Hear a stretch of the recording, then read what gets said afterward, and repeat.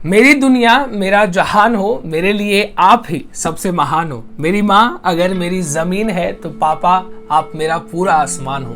Happy father's day to my father and all the fathers out there.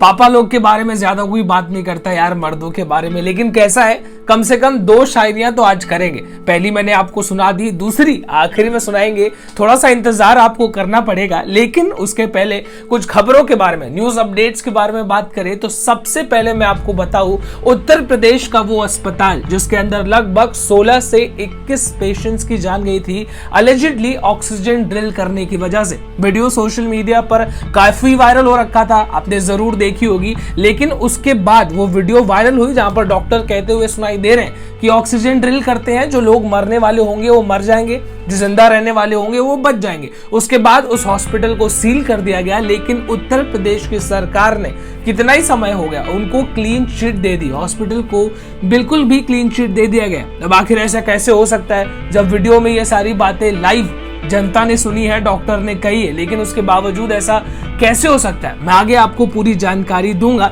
लेकिन उसके पहले दूसरी तरफ बात करें तो मध्य प्रदेश के जबलपुर से एक खबर निकल के आ रही है जहां पर पति पत्नी ने अपने बगीचे में एक ऐसा आम का पेड़ उगाया है जिसपे जो आम उगता है उसकी कीमत है दुनिया का सबसे महंगा, आप उसे आम कह सकते हैं। कीमत 1 किलो आम की 2,70,000 रुपए। जी हाँ, 2,70,000 रुपए। और इस पेड़ की सेफ्टी के लिए उन्होंने 4 गार्ड्स लगा रखे हैं और 6 कुत्ते। क्या कुछ इस आम की खासियत है, इतना महंगा वो क्यों है और दुनिया में सिर्फ वो इतना कम क्यों पाया जाता है, मैं आगे आपको पूरी जानकारी दूंगा। लेकिन उसके पहले आप सभी को मेरा नमस्कार, मेरा नाम है देवेश सिंह, समाचार 2.0 में आप सभी का स्वागत है। चलिए आपको उत्तर प्रदेश के उस अस्पताल के बारे में बताते हैं जो पिछले कुछ दिनों काफी ज्यादा चर्चा में था।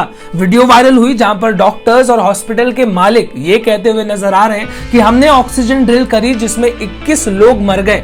अब उनका ये कहना था कि ऑक्सीजन ड्रिल करेंगे, जो लोग सह पाएंगे वो तो बच जाएंगे, लेकिन जिनको मरना है वो तो मरेंगे ही। अब इस वीडियो के वायरल होने के बाद उस हॉस्पिटल के ऊपर इंक्वायरी बिठाई गई, यहाँ तक कि उसको सील कर दिया गया। लेकिन अब उत्तर प्रदेश की सरकार की तरफ से रिपोर्ट्स आ गई हैं। इंक्वायरी रिपोर्ट का यह कहना है कि इस बात को एस्टैब्लिश नहीं किया जा पाया कि वहां पर ऑक्सीजन ड्रिल हुई थी जिसकी वजह से अलेजिडली ऑफिशियली 16 लोगों की जान गई। अब उनके पास कोई प्रूफ नहीं है, सबूत नहीं है, ऐसा उनका कहना है। ये वीडियो वायरल हुई जहां पर डॉक्टर खुद कहते हुए नजर आ रहे हैं शायद ये सबूत काफी नहीं है उनके लिए, जिसकी वजह से अब उस हॉस्पिटल को क्लीन चिट दे दिया गया है, यानी कि वो वापस ऑपरेशन में आ सकता है, वो हॉस्पिटल वापस से शुरू किया जा सकता है। अब आपको इस इंक्वायरी के बारे में क्या लगता है, सरकार के बारे में आपका क्या ओपिनियन है, कमेंट सेक्शन में लिखकर जरूर बताइएगा। चलिए अब आपसे उत्तर प्रदेश के बारे में बातचीत कर ही ली है तो आगे भी आपको उत्तर प्रदेश की एक न्यूज अपडेट देते हैं। सबसे ज्यादा चर्चित मुद्दा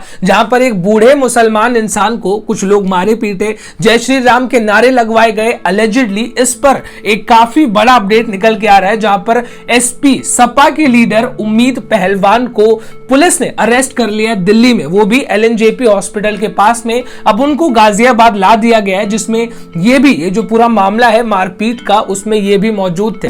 सपा के लीडर अखिलेश यादव, आप उनको जानते होंगे, उन्हीं की सरकार के ये एक लीडर है जिनका नाम है उम्मीद पहलवान। अब आप समझ सकते हैं कि अब सपा के लीडर इसमें मौजूद थे तो क्या कुछ मामला हो सकता है। Akhilesh Yadav former chief minister रह चुके हैं, यानी कि पहले मुख्यमंत्री अखिलेश यादव ही थे। अब अगर आपको याद हो तो पिछले वीडियो में मैंने आपको बताया था कि जब तक उत्तर प्रदेश में चुनाव के माहौल है ऐसे हादसे आपको देखने को मिलते रहेंगे। और अभी भी मैं आपसे कहना चाहूंगा कि अभी भी इलेक्शन काफी दूर है, चुनाव काफी दूर है, आपको ऐसे और हादसे देखने को मिलेंगे जहां पर बहुत सारी बातों को उठाया जाएगा, फेक न्यूज को उठाया जाएगा। अब आप इस बात से समझ सकते हैं कि वो खुद सपा के लीडर इसमें मौजूद थे तो इसको किस तरीके से कम्युनल एंगल देने की कोशिश की गई है। कम्युनल एंगल सिर्फ इसलिए दिया गया है कि ताकि उत्तर प्रदेश में मिसमैनेजमेंट का माहौल नजर आए, दो गुटों के बीच, टू बी मोर ऑनेस्ट, दो कम्युनिटी के बीच गुस्सा नजर आए ताकि उसका फायदा पॉलिटिकल पार्टियां उठा पाए। अब आपको सतर्क रहने की जरूरत है क्योंकि न्यूज अपडेट से तो आप समझ ही सकते हैं कि उत्तर प्रदेश में जो माहौल है वो कैसा है, या माहौल जो है उसको किस तरीके का बनाया जा रहा है। उत्तर प्रदेश के बारे में आपसे बातचीत कर ली, अब आपको उत्तर प्रदेश से थोड़ा दूर लेके चलते हैं बंगाल की ओर, कलकत्ता की ओर, जहां पर पोस्ट पोल वायलेंस के बारे में आपको जानकारी है ही। चुनाव के बाद बीजेपी के सपोर्टर्स की, बीजेपी के कार्यकर्ताओं की जान ली गई, कई सारे लोगों का रेप तक किया गया, लेकिन इसके ऊपर कोई सुनवाई नहीं है। लेकिन अब सुप्रीम कोर्ट में इसके ऊपर सुनवाई होने वाली है। तो जो सुप्रीम कोर्ट की जज है इंदिरा बनर्जी, उनका कहना है कि वो इस केस की सुनवाई नहीं करेंगे। उन्होंने अपने आप को इस केस की सुनवाई करने से विड्रॉ कर लिया है। उनका कहना है कि मुझे कुछ मुश्किल है इस केस की सुनवाई करने में, कोई और इस केस की सुनवाई कर लेगा। I have some difficulty in hearing this case.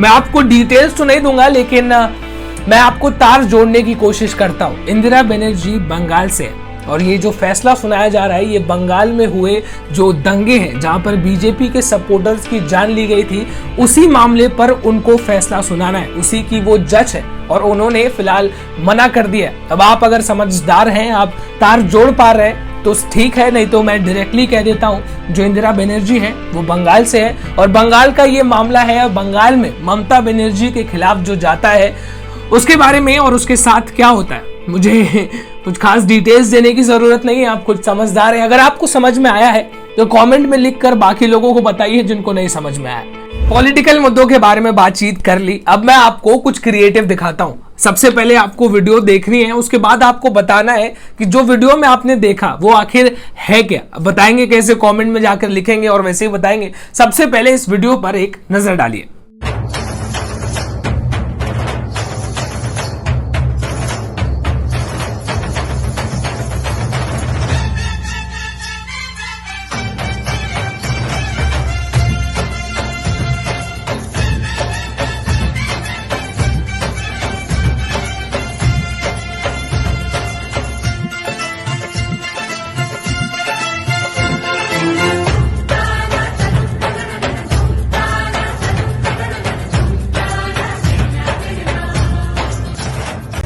Video आपने देख ली, अब बताइए। देखिए, आपको वीडियो पॉज करना है और उसके बाद कमेंट में जाकर लिखना है। आपने से 1-2 लोग लिखेंगे, प्लीज लिखिए जाके, ताकि मुझे पता चले कि आप सच में गेस करने की कोशिश कर रहे हैं कि वो है क्या।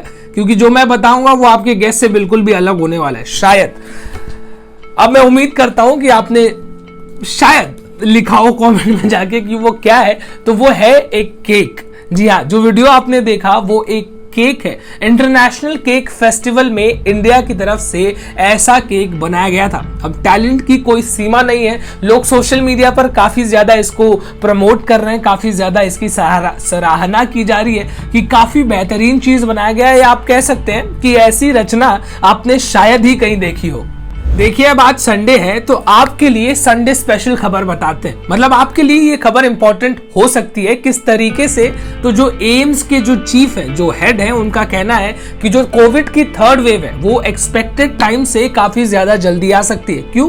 क्योंकि लॉकडाउन को अब धीरे धीरे हटाया जा रहा है। तो जनता भी है जो बाहर फड़फड़ा रही है, मतलब बाहर घूमने काफी ज्यादा निकल रही है, लोगों की भीड़ काफी ज्यादा हो रही है। अब उनका कहना है कि अप्रोक्सीमेटली तीसरा वेव आने में 4 से 5 महीने लग सकते हैं। लेकिन जिस तरीके की भीड़ सड़कों पर नजर आ रही है उसके हिसाब से 4-5 हफ्तों से ज्यादा समय नहीं लगना चाहिए। अब आप जानते हैं सेकेंड वेव पे क्या हुआ, कई सारे लोगों की जान गई, कितने लोग परेशान थे, हॉस्पिटल में बेड नहीं मिला। आप अभी भी जानते हैं कि देश में अभी भी वो जो इंफ्रास्ट्रक्चर चाहिए 3rd वेव को झेलने के लिए वो मौजूद नहीं है। फिर से ऑक्सीजन की कमी होगी, फिर से बेड्स की कमी होगी और इस बार शायद हॉस्पिटल्स एक दिन का 2-2, 3-3 लाख रुपए चार्ज करें। तो अब आपको अपनी सेफ्टी का ख्याल रखना जरूरी है। आप समझिए, एम्स के जब हेड कह रहे हैं तो बाहर निकलने की कोशिश ना करें, जितनी जरूरत हो उतना ही निकले।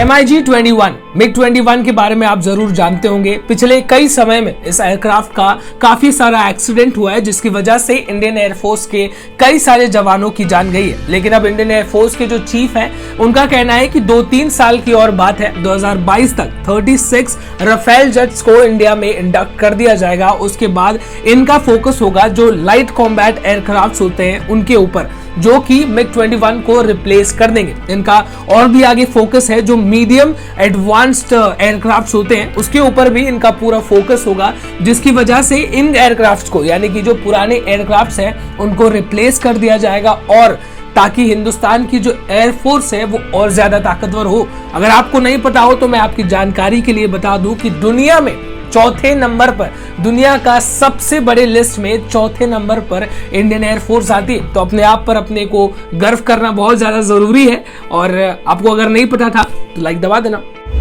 राहुल गांधी के बारे में आप क्या सोचते हैं? मतलब product of nepotism, brain of a child और भी कई सारी चीजें हैं, जैसे कि स्माइल ऑफ नोबिता, लेकिन सीनियर कांग्रेस लीडर भी है। हाँ, सीनियर कांग्रेस लीडर है, कई लोगों का ऐसा मानना है। अब जो कांग्रेस के कई सारे नेता हैं उनका कहना है, जैसे कि HK पाटिल हो गए, नाना पाटोले हो गए, भाई जगदाप हो गए, इनका कहना है कि जो सीनियर कांग्रेस लीडर है राहुल गांधी को आने वाले समय में वो उनको हिंदुस्तान का प्रधानमंत्री बनते हुए देखना चाहते हैं, या वो ऐसा सोचते हैं कि राहुल गांधी हिंदुस्तान के प्रधानमंत्री बन सकते हैं। जो हिंदुस्तान की जनता है, मैं उससे पूछना चाहता हूं कि वो क्या सोचती है, क्योंकि कैसा है, अब हम सारे लोग ये बात को बिल्कुल भी एक्सेप्ट करेंगे कि जो नरेंद्र मोदी हैं, अभी जो प्रधानमंत्री हैं, 2014 और 2019 की बात उनके अंदर नहीं रही। अब जो लोग नहीं मानेंगे उनकी बात अलग है, मैं अपनी बात आपसे शेयर कर रहा हूं। लेकिन वहीं दूसरी तरफ जो चौथी में पढ़ने वाला बच्चा भी होगा, वो ये एक्सेप्ट करने को तैयार नहीं होगा शायद कि राहुल गांधी को हिंदुस्तान का प्रधानमंत्री बना दिया जाए। अब हो सकता है आप तैयार हो तो आप कमेंट में लिखकर बताइए कि राहुल गांधी को आप हिंदुस्तान का प्रधानमंत्री बनता हुआ देखना चाहेंगे, या जो भी बताइए।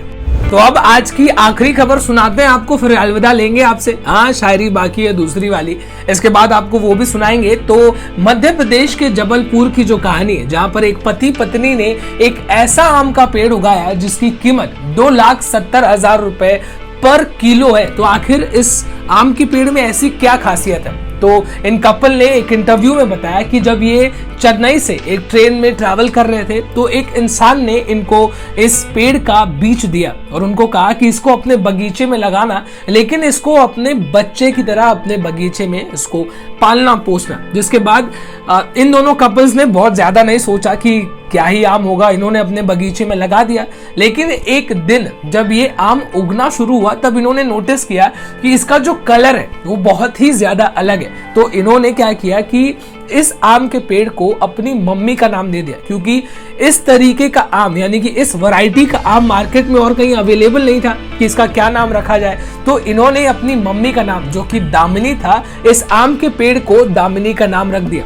लेकिन बहुत सारी रिसर्च करने के बाद इनको पता चला है कि ये जापानीज मियाजाकी आम है, यानी कि जो वैरायटी होती है हापुस, लंगड़ा, बहुत सारे आम के तरीके होते हैं, उसी तरीके से एक जापानीज मियाजाकी है, जो कि इंडिया में तो बहुत ही रेयरली उगाया जाता है। वो आम इनके बगीचे में बिना इनकी जानकारी के उग गया।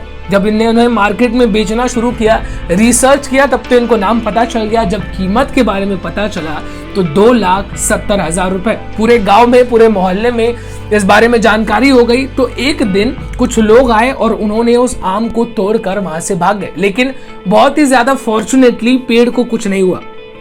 तो अब जब वापस आम उगा है तो इन्होंने 4 गार्ड्स को वहां पर लगाया है, 6 कुत्तों को उस आम की सेफ्टी के लिए वहां पर लगा रखा है। तो ऐसा आम एक्सपेक्ट कर सकते हैं कि आपके बगीचे में कहीं उग भी सकता है, डेफिनेटली उग सकता है, अगर आपके पास उसके बीज हो। तो कैसा है कि आज फादर्स डे है और पापा लोग के बारे में बहुत कुछ यार लिखा पढ़ा तो नहीं गया है, मम्मी लोग के लिए बहुत कुछ लिखा पढ़ा गया है। लेकिन एक और शायरी में पापा लोग के लिए आज फादर्स डे के मौके पर बोलना चाहूंगा, और वो कुछ ऐसे है कि मेरे लिए आपने क्या कुछ नहीं झेला है, कि मेरे लिए आपने क्या कुछ नहीं झेला है, अरे की मजदूरी कभी रिक्शा भी ढकेला है, घेरा कई बार कर्जे वालों ने, लेकिन मुझे इतना पता है कि सारी दुनिया एक तरफ, मेरा बाप अकेला ही बतेरा है। हैप्पी फादर्स डे पापा, जय हिंद।